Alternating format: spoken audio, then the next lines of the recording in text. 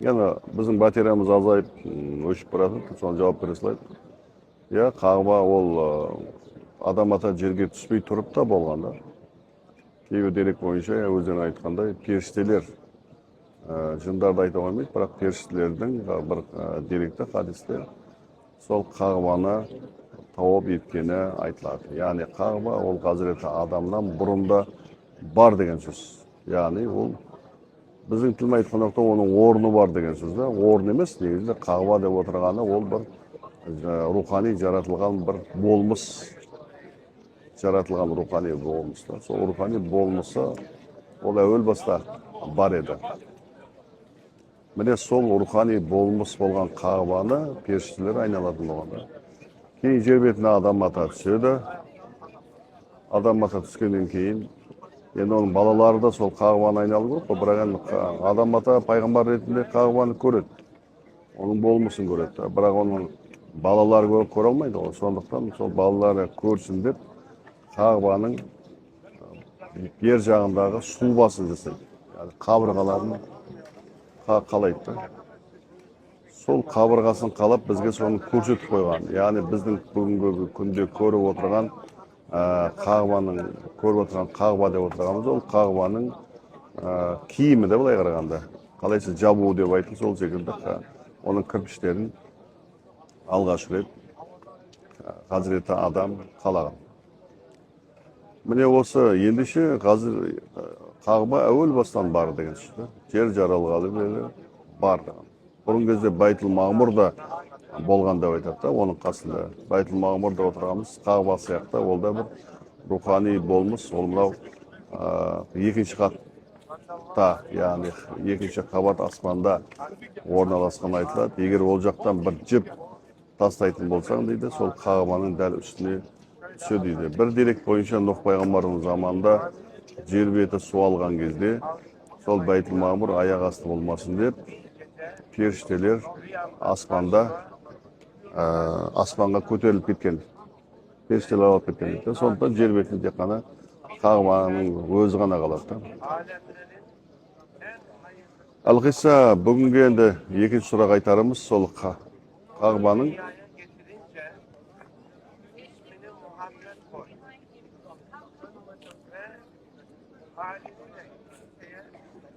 İyidir.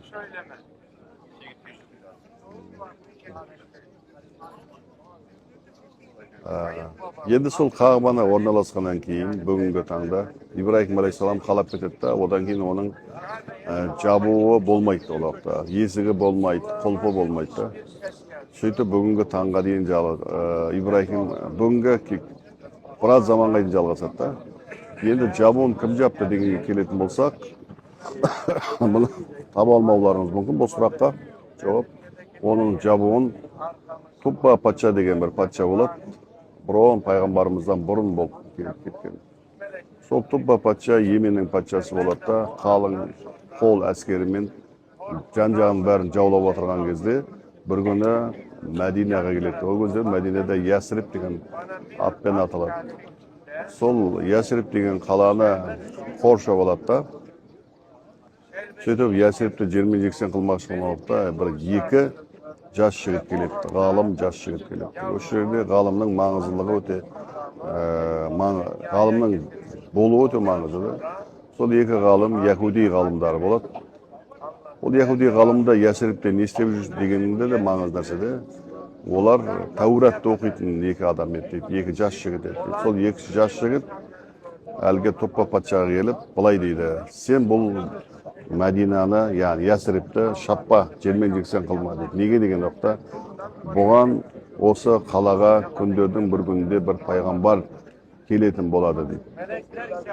Ол ақыр замандағы ең соңғы пайғамбар. Егер сен оны қазір бүгін Ясрибті жермен-жексен қылатын болсаң, сені Құдай ұрады, төбеңнен Құдай ұрып, өзің де бірге жермен-жексен боласың дейді. Сөйтіп, ол пайғамбарымыз туралы, саллаллаху алейхи вассалам туралы айтқан кезде, ол Тубба патша қатты таңырқап, ақырында сол Яхудидің дініне кіріп, Тәуратты ұстанатын болып шығады. Міне осы Тубба патша екі жас жігітті өзімен бірге алып кетеді, Йеменге алып кетеді. Ал уақытта Йеменнің халқы отқа табынатын бір халық болады. Бір жерде бір от, үңгірде от жанып жатады, сол отқа, ол өшпейтін от деп соған табынып жатады. Енді бұл барған уақытта халықтың барлығы бұған қарсы шығады. Бұл не болды сонда? Дінін ауыстырыпты ғой, өзінің ата бабасының дінін тастапты ғой. Бір құдайға, бір тәңірге, бір аллаға табынатын болыпты ғой деп сөз шықты. Осындай сөз тарайды. Содан бұны екі жас жігітке айтады. Содан енді ақиқатын қалай дәлелдеу керек деген уақытта патша, Топпа патша былай дейді. Біздің елде жанып жатқан от бар. Оны пұтыр ретінде табынады. Біздің елде егер бір дау туасын болса, екі адамның арасында, соның ақиқатын білу үшін сол отқа барады дейді. Сонда әрқайсы кезегімен жақындайды. Кімкі дұрыс болса, сол от өшеді, азаяды. Ал егер кімкі дұрыс емес болса, от оны шарпиды деп айтады. Жарайды, келістік дейді. Халыққа да солай айтады. Бүкіл халықтың бәрі жиналып, отты маңайына жиналады. Сөйтіп сол жердің әлгі дін басылары барлығы жиналып, оттың қасына жақындаған уақытта от лаулап, бұларды шарпып, бәрін өртеп жіберді дейді. Енді осыдан кейін екі жас жігітті жібереді. Екі жас жігіт қолдарына Тәуратты ұстап, отқа жақындаған кезде от бірте-бірте сөне бастады. Ең соңында бір шырақ сияқты болып қалды, жанып қалды. Ал қисса сол кезде ғана бүкіл халық анталап қарап тұрған халық, мына екі жас жігіттің айтқандары дұрыс екен, бұлардың қолына ұстаған Тәурат кітаптары дұрыс екен, бұл Құдайдың кітабы екен деп барлығы сол жерде иман келтіріп, дінге кірді деп кіретті сол уақытта. Бұл туралы пайғамбарымыз саллаллаху алейхи басқа бір сахих хадистерінде де бар, жас жігіт туралы айтқаны. Жас жігіт өз-өзіне жаңағындай садақпен атқызатын туралы. Сол уақытта да халық дінге кірген болатын. Міне осы уақытта да бүкіл халық дінге кіреді. Күндердің бір күнінде Топпа патшаның түсіне кіріп, біреулер кісі кіріп, бір кісілер кіріп, аян беріп, сен Қағбаны зиярат қыл, сен Қағбаны зиярат қыл, оған жабу жап деп айтады. Осы түсті үш рет көргеннен кейін Топпа патша екі жас жігітті тағы да шақырып алады. Екі жас жігіт ол ғалым жігіт. Оқта ғалымның, осы оқиғада ғалымның қаншалықты маңызды екенін тағы да айтылады. Осылай да осылай мен бір түс көріп жатырмын, ол не түсіген білмеймін дейді. Рас түс па, өтірік түс па. Не болды онда? Қағбаны көрсетті. Сол Қағбаның жабуын жап деп жатыр дейді. Ендеше сіз бұл көргеніңіз тегін түс емес, Қағба деген бар, ол ақиқат, ол Меккеде орналасқан. Ендеше соған сіз зиярат жасаңыз дейді. Сонымен қалың қолын алып, Топпа патша екі жас жігітті алып Меккеге келеді. Меккеге келген уақытта жұрттың барлығы үрпиіп, не істер екен бұл патша деп қорқады. Бірақ бұл ешқандай қорқуының қажеті жоқтығын айтып, сол елге ас береді, үлкен ас береді. Жүздеген, мыңдаған түйелерді сойып, халықты жинап үлкен ас береді. Сол аста отырып сөз сөйлеп, жабуын, Қағбаның алғашқы рет жабуын алып дайындап келген жабуды сол жабады. Алып келген екі есігін қояды. Алып келген құлпын, сол құлпты Топпа патша өзі қылып, құлпын алып, сол жердің арнайы бір шырақшы дайындап, соның қолына береді. Міне содан бастап Топпа патша жабуын жапқаннан кейін, содан бастап мінекей Қағбаның жабуы содан басталды дейді. Бұл аңыз ба? Жоқ, бұл аңыз емес. Бұл ақиқат. Жабу осылай жабу. Ол уақытта Меккенің Қағбаның айналасында пұттар да болмаған еді. Пұт кейіннен болған. Ал қисса сонымен Топпа патша қолына қылышын алып көтеріп былай дейді. Уақ, Мекке халқы. Осы маңайда болып жатқан нәрсе, сол уақытта Топпа патша осы маңайда. Уа, Мекке халқы дейді. Күндердің бір күні дәл менің қазір көрсетіп тұрмын ғой. Менің қолмен көрсеткен жерге бір күні соңғы пайғамбар келетін болады осы жерге дейді. Соңғы пайғамбар болатын болды. Оның аты да Ахмет. Yani Ахмет екенін олар біледі. Тәуратта, Инжилда білеміз. Сол Ахмет келген уақытта сендер оған қарсы шығатын боласыңдар. Қарсы шыққандардың былай тұрсын, жүзіне мүбәрак, жүзіне түкіріп, onu qudalap, olsa Mekke'den quvып шығатын боласыңдар. Шіркін-ай, мен оның немере ағасымын. Шіркін-ай, осы жерде сол заманда мен болғанымда ғой, сол бүгін шыққанда ғой, бүгін сол пайғамбар шығып, осы меккеліктер қысым көрсеткенде ғой, мен сонда осы қылышымен келіп, бәріңді шетінен бастарыңды алып турайтын едім дейді. Естеріңде болсын, сол пайғамбар келгенде оған қарсы шығушы болмаңдар. Және мен оған иман келтірдім қазіргіден деп, осылай айтады. Сол айтқан екен қайтып кетеді еліне. Бірақ еліне қайтып кетсе де, Йеменнің патшасы Туппа мазасы болады. Ақырында екі жас жігітті шақырып алып, былай дейді. Құрметті екі ғалым, менің енді ары қарай бұлай тақта отырып беруге шамам жетпейді. Мен Ясрибке көшкім келеді дейді. Ол ақыры соңғы пайғамбар Меккеден Ясрибке хижрат жасайды екен. Мен де бүгіннен бастап сол хижрат жасағым келіп отыр дейді. Сонда екі жас жігіт айтады, сіз қалай ол жаққа көшесіз? Сіздің тағыңыз бар деген оқтап, тағымда тәрк етемін мен дейді. Дүниемнің бәрін тәрк етемін дейді. Осыдан кейін уәзірлерді шақырады, ағайын туысқан шақырады, халқына айтады, елдің бәрі таң қалады. Қалай сіз тақты тастайсыз? Ясрибке жалғыз қалай көшесіз деп. Бірақ Туппа патша айтып, өзінің баласын таққа отырғызып, жалғыз атымен алтынын алып, басқасын алып, Ясрибке жалғыз өзі көшіп кетіп қалады. Әрине, Ясрибке келген кезде біреудің жерін сатып алады да, сол жерден үй салып жатқан уақытта жалғыз өзі Ясрибтің халқы таң қалады. Мынау баяғы бізді шаппақшы болған адам емес пе? Әлгі Шыңғысхан, бүгінгі тілмен айтқанда Шыңғысхан емес пе дейді заманы. Бұл қалай жалғыз өзі жүр дейді. Егер ол емес болса, оның аты сол аты еді ғой дейді. Содан барып сұрайды Туппа адамның патшасы. Сен сонда Туппа деген патшасың ба? Иә. Сол патшам дейді. Бұл жерде не үшін кезінде бізді Шыңғысхан сияқты, яғни біздің қазақша айтқанда шаппақшы болып едің ғой дейді. Я сендерді шаппақшы болған рас, бірақ сол уақытта мені сол Тәурат деген кітапты көрсетіп, сол Тәураттағы Ахмет деген бір пайғамбардың келетінін айтып көрсетіп, маған сендірген еді. Мен де оған иман келтірген едім дейді.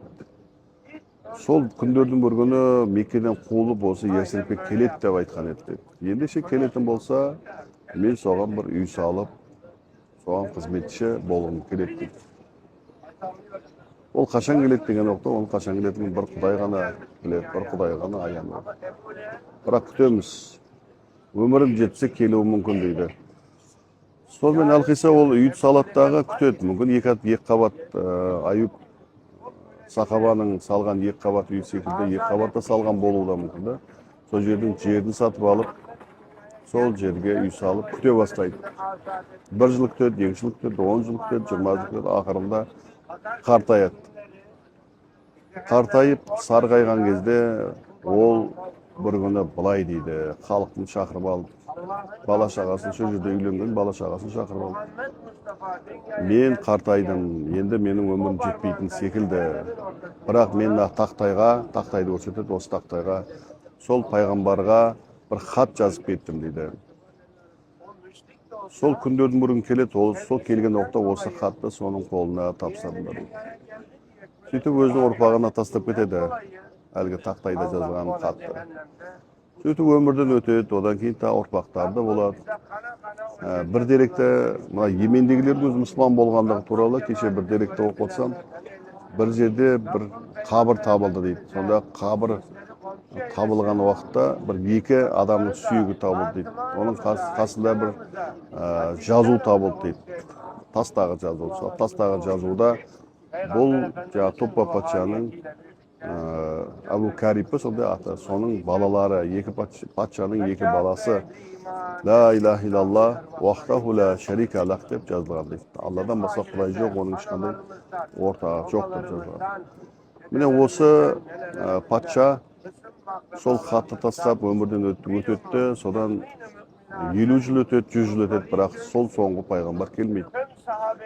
Кейбір дерек бойынша 500 жыл, кейбір дерек бойынша 100 жыл, кейбір дерек 700 жыл, кейбір дерек бойынша 1000 жылдан кейін ғана соңғы сол күткен пайғамбар Hazreti Ahmet, Hazreti Muhammed sallallahu aleyhi ve sellem осы тұрған, қазіргі осы тұрған мына үйден шығып, Меккеден осы үйден шығып, әлгі кімнің Топпа патшаның салған үйіне қарай хижрат жасады. Сонда Меккеден Мәдинеге кірген уақытта Талағал Бадру алейна деп әлгі күтіп алады, әнменен күтіп алады. Сонда кімнің үйіне қонақ боласың дейді ғой. Мешітті қай жерге саламыз дейді. Сонда киноны көрген боларсыздар. Әлгі түйені түсіп, түйесін жіберіп жібереді. Сонда түйе жүріп, баяғы Топпа патшаның сатып алған жері бар емес пе? Сол жерге барып тоқтайды ғой. Яғни ол Hazreti Ayub сахабаның үйінің қасына барып тоқтайды. Сол жерге барып тоқтайды. Сол үйінің қасында бір екі жетімнің жері бар еді. Ол да кезінде енді Топпа патшаның алған жері ғой. Ya мешіт салсын деп. Ал Ayub Сұлтан болса бір дерек бойынша Ayub Сұлтан, Ayub сахаба, Ayub сахаба сол Топпа патшаның ұрпағы еді. Пайғамбар саллаллаху соның үйінде 6 ай қонақ болғаны білуші баралар содан болып шығады. Яғни түйе де барып өз жіберген уақытта сол Топпа патшаның жеріне барып тоқтайды. Пайғамбар саллаллаху алейхи ва саллям да сол үйде, сахаба Ayub'тың үйінде 6 ай қонақ болады. Сонда Ayub сахаба үйінен баяғы атасының тақтайды алып шығады, тақтайы хат алып шығады. Сөйтіп соны оқып береді. Онда ода былай деп жазылғанда, ол деректерде бар ол жазылған. Мен анау пайғамбар падишасы деген пайғамбарымыз туралы кітап жазған, сира кітабы. Сол кітаптың ішінде осының өлеңдері бар. Егер ол қазір басылымда болмауы мүмкін, жақында қайтадан басылуы мүмкін. Сонда Топпа патша деген арнайы тақырып бар осы. Басқа сира кітаптарында біздің қазақшаға жазылған бұл Топпа патша туралы ондай дерек меніңше жоқ болу керек енді. Ондай кездестірмедім. Бар да болуы мүмкін, бірақ мен кездестірмедім. Сонда жаңа жерде былай дейді: "Ей Ахмет, мен сені ұзақ жылдар бойы күттім. Зарыға күттім, сағындым. Кеп қалама деп Мекке жаққа талай-талай қарадым, бірақ сен келмедің. Менің өмірім жетпейтін секілді.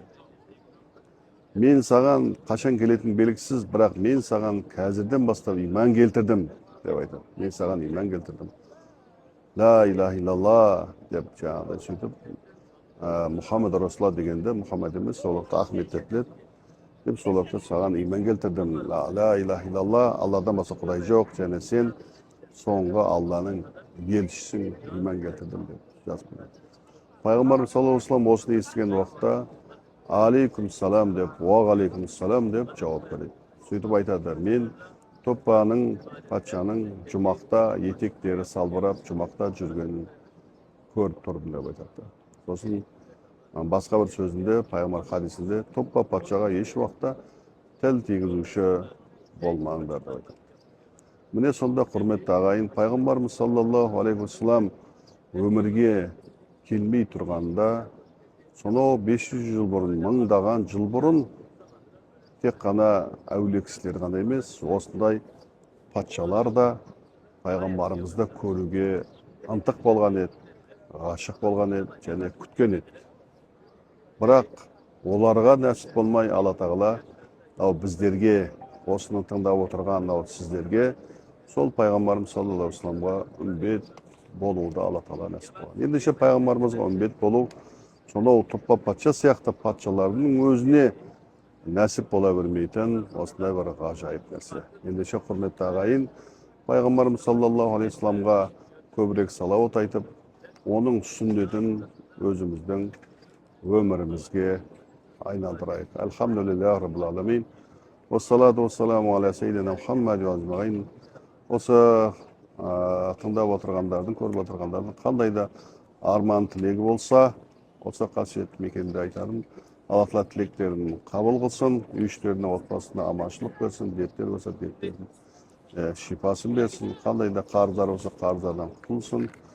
Uldары, балдары, қыздары жоқ болса, Алла Тағала ол қыз нәсіп болсын, қыздары бар болса, салиқалы қылып өсірсін. Алла Тағала Алматы қаласын айналасын зілзаладан сақтасын, зілзаладан сақтасын, зілзаладан сақтасын. Алла Тағала елімізге берекесін берсін. Раббана атина фид дуния хасана ва фил ахирати хасана. Allah.